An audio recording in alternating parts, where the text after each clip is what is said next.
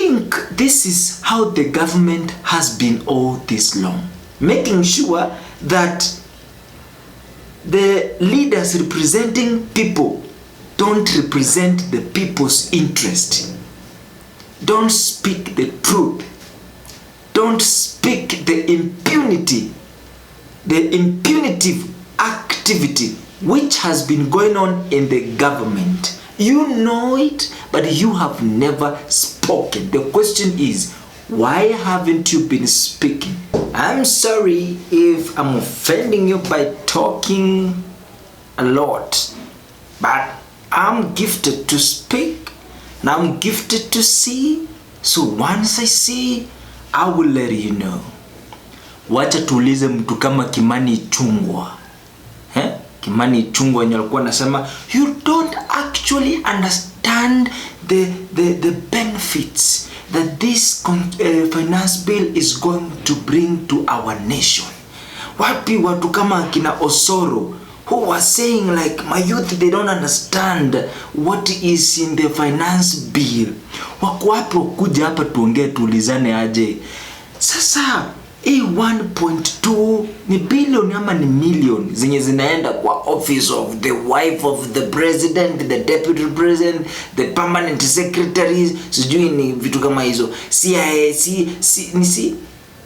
CAS and other organs and other cabinet secretaries which have been added to 51, you know. So where are you to tell us now, to advise us if we are wrong or right? Where are they? Those who voted yes. Where are they to tell us now? Or you know, we are, kama kuna kengine sijini Dagoret, the MP who was in parliament before the parliament was stormed. He said, I am a photo expert and I can see that these photos are photoshopped and uploaded. There's nothing like this that is happening in our CBD, in our country. And the president is busy saying criminals. So the president funds the criminals. How comes he knows? Because all these people are young people who are fed up or who want to communicate to the president, and the president is in the office, doesn't want to listen to his people, so they have to do something to communicate to his people. So it seems now, countrymen, my people, my Gen Zs, listen, kuna kitu hapa lazima tukielewe kwamba mbona saa hii ndio wanaamuka kuongea? Mbona hawakuongea before your finance bill ifike to extents kwenye imefika? Mbona saa hii ndio bon haluale?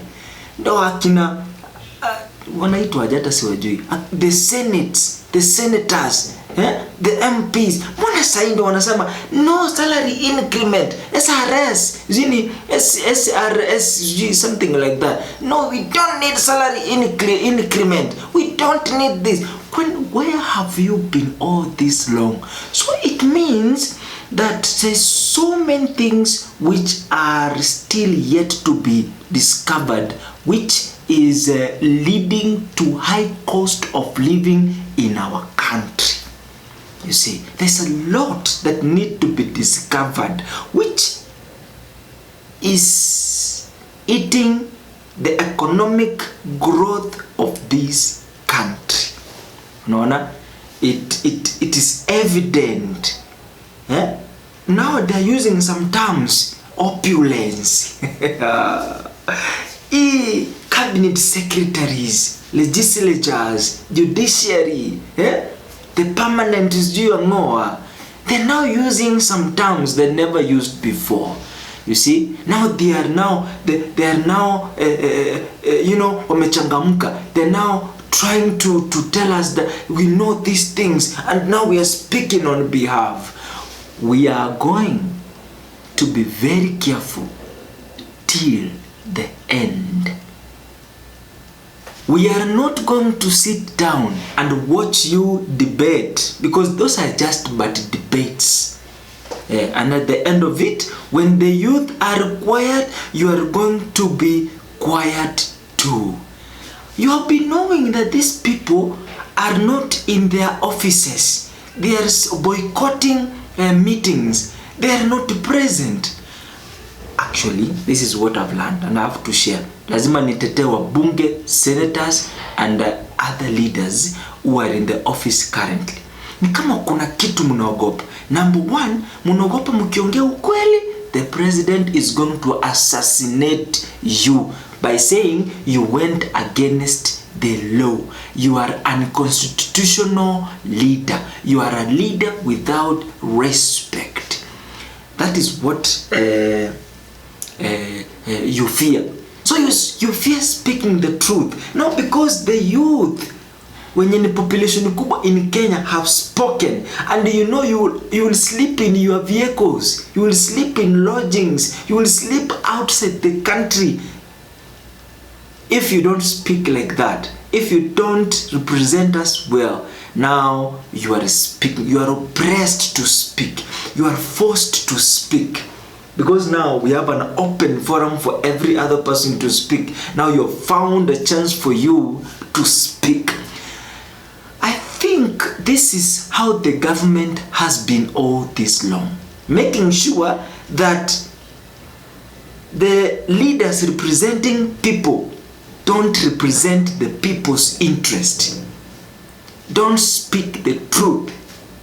Don't speak the impunity, the impunitive activity which has been going on in the government. You know it, but you have never spoken. The question is, why haven't you been speaking? The government is threatening its own leaders, the leaders that represents the people. I think the young people will need to come here and warn the government that it should stop threatening, putting fear, using the constitution to undermine leaders who speak the truth. Understand? Some people have been paid. Now they have to say yes. Yeah, because at the end of the day, I have to be on the safe side. You think this is election? We are past election. You don't need to be on the safe side. You just need to speak the truth. You understand? And all these filthy things. And if Mr. President comes forth and says, we have to live by our own means. And you ask a question, how do we live by our own means, by within our means, when you are adding offices and putting money in those offices, and at the end of the day we know that that money goes around and then comes back to you as the leader. You see, you have mobilized a few leaders who have power, who have big businesses, who owns private jets, who owns private businesses. Now, because you have mobilized them, now you have to come up with things, with offices where you're going to hide money. You understand? We are Murkomen who are saying, kwani Ruto amewakosea nini? Kwani Ruto amewakosea nini? Where is you? This is the regime of who? President William Samoei Arap Ruto. You can hear what people are saying. Let me conclude by saying this. Gen Zs, come here. Do you know what? How viongozi wote wameongea ukweli. How viongozi wote wameongea ukweli. This is what you expect. President atasema they don't understand anything. He will not take his agenda serious. He will not take his views anywhere. He's going to craft something which is going to suit the desires of the people. And then at the end of the day, he will still do the same thing. He will, the lives itakuwa, umesikia alisema ati life lazima itakuwa ngumu kwa sababu you have gone back around 2 years. Therefore, sasa lazima to borrow 1 trillion ndio maisha ikuwe poa. He's not talking about the offices kutoa hivi na hivi na hivi, hii itoke. No, we are going to kata mshahara yenye naenda huko, kukata mshahara. Not kukata, kutoa offices which are not necessary. Unaelewa? So we need to be very careful na akivijana, Gen Z, millennials. I beg you, I beg of you, tusinyamaze. Naona hii maandamano inaenda inafifia, tusilegeze, because the president, mimi niliwaambia, is a cunning president. He is, mimi niambie, hata gonga, hata hii views wanatoa hapa, zitagongwa hivi and wao wanaongea nini, hata wanaweza fanyiwa njama watolewe. So let us be very careful. Naweza fanywa tu siasa yoseme huyu aliongea nini, huyo mfanyie hivi na hivi, kama vile walifanyia Sonko hivi, tukesi. He has been found with the impunitive activity, so he has to be in jail in court mpaka wamtoe. You see, hiyo ndio vitu imekuwa kwa serikali. Tukue macho, and I beg of you, let us go for this. Let us leave no stone unturned.